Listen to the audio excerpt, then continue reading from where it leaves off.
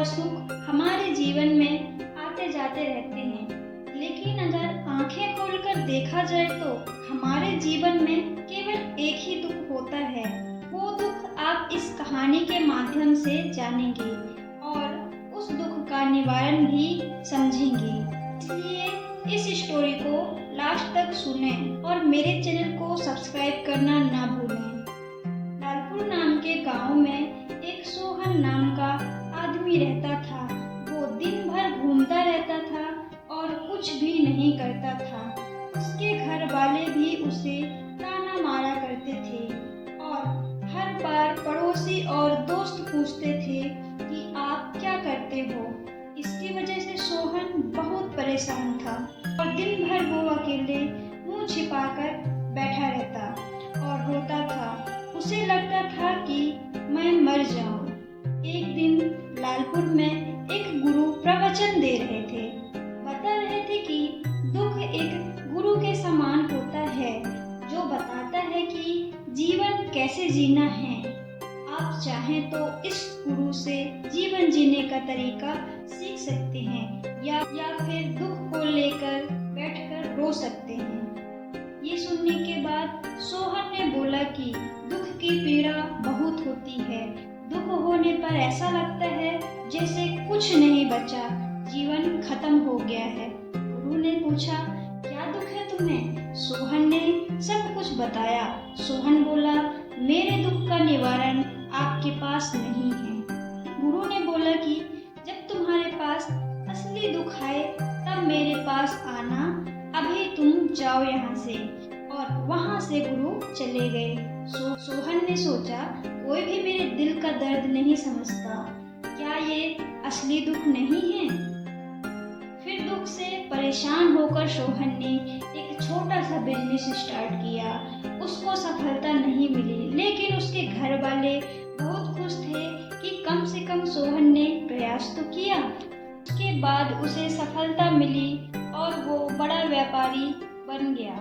सब उसकी प्रशंसा करते थे, दोस्त भी बनते जा रहे थे।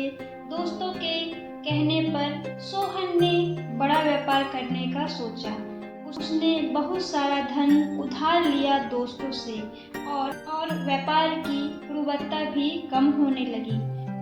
उसके पास सब कुछ होने के बाद भी वह परेशान रहता था। उसके पास सुकून नहीं था। फिर वही गुरु के पास जाकर सब कुछ बताता है। गुरु ने बोला कि पहले भी तुम दुखी थे, उस दुख से तुमने क्या सीखा? सोहन बोला कि सोचने से कुछ नहीं होता, सपनों को साकार करने के लिए एक कदम बढ़ाना पड़ता है और मेहनत करनी पड़ती है। गुरु फिर बोले, जब असली दुख आए तब मेरे पास आना। सोहन ने गुरु को सोने से भरा हुआ घड़ा गिफ्ट किया। गुरु ने बोला कि इस घड़े को तुम वहाँ रख दो, यह मेरे किसी काम का नहीं। और गुरु ने फिर बोला कि जाओ तुम, जब तुम्हारे पास असली दुख आए तब मेरे पास आना। सोहन वहाँ से चला जाता है और फिर धीरे धीरे उसके दोस्त कर्ज मांगना शुरू कर दिए और जान से मारने की धमकी देने लगे। सब लोग धीरे धीरे दूर होने लगे और सब कुछ चला गया।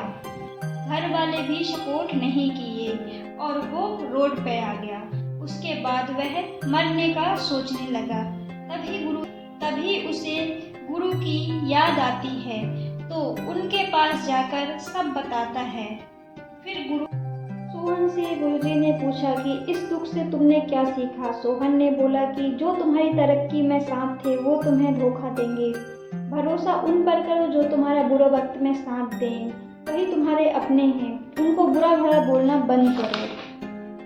गुरुजी बोले, जाओ ये घड़ा लेकर चले जाओ। सोहन वहाँ से चला जाता है और उस धन से सोहन दोबारा से बिजनेस स्टार्ट करता है। उसके बाद वह खुश रहने लगता है। दोस्तों, जीवन में तो दुख सबके आता है, इसीलिए सोहन के जीवन में दोबारा दुख आया। उसके माँ पापा की मृत्यु हो गई। सारा का सारा धन जो उन्होंने कमाया था वो रखा रह गया और सोहन दोबारा से दुखी रहने लगा। फिर वह गुरुजी के पास जाता है और सब कुछ बताता है। गुरुजी कहते हैं, इसमें दुखी होने वाली क्या बात है? मरना तो सबको है, तुमको भी मरना है, कल या आज। तो सोहन बोला कि गुरुजी मैं तो जवान हूँ, ऐसा कैसे हो सकता है। गुरुजी ने बोला कि मृत्यु कोई एज देख के नहीं आती, बूढ़े बच्चे जवान सभी को आ सकती है, कभी भी किसी भी टाइम।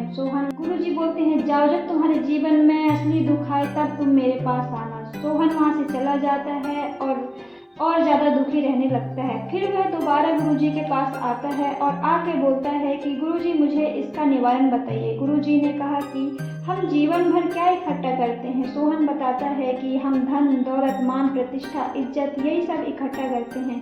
तो गुरुजी कहते हैं बिल्कुल सही बात है, जो हमको इकट्ठा करना चाहिए हम उसको इकट्ठा नहीं करते हैं, ये वो है हम खुद।